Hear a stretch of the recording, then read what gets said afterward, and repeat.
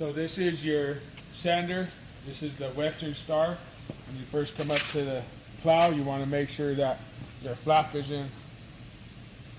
secure to the plow. You want to check your bit, and you want to make sure that you have at least 2 to 3 finger widths of rubber, and it's not touching below this area right here. If you do, you can have fleet adjust this.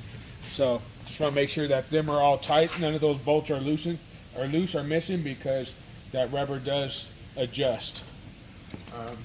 Next, in here, you want to make sure that your caster wheels are secure. You want to make sure that they're properly greased. You also want to make sure that these springs are on there so you don't get wobbling.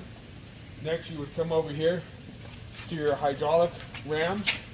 You also want to make sure that there's no leaks, and you also want to make sure that your chains are tight. They should be a little loose.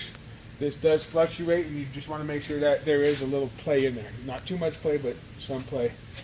Next, you want to make sure that your lever is pushed over, so that way your nuts on the plow are out. So then that way it secures it to itself. There's the lever. It's a 2-position lever. As you come up, you can actually turn the machine on. This does have a couple of switches. You have your main power switch right here, which is located right here. You just want to make sure that clicks on. Make sure that your lights are all working. Get up, and you can turn the key over.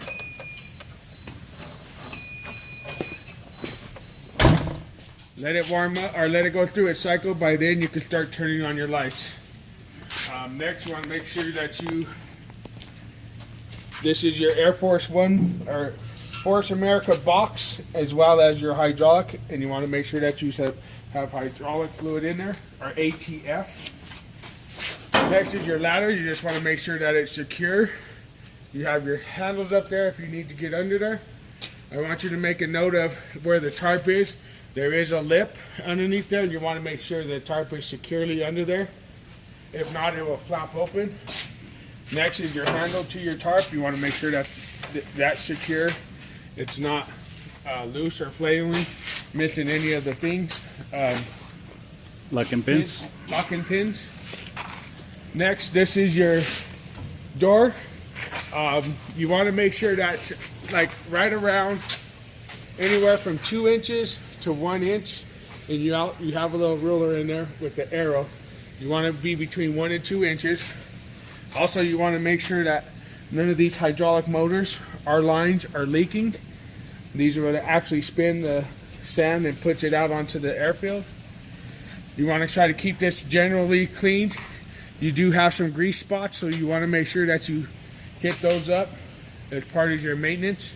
I suggest about every 3 to 4 storms, give it a good greasing. You also want to make sure your dog ears are closed, because this thing does slide out.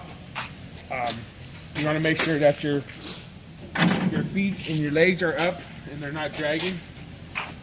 Continue along. You also just want to make sure that there's nothing, your sideboards aren't broken or anything like that. Continue your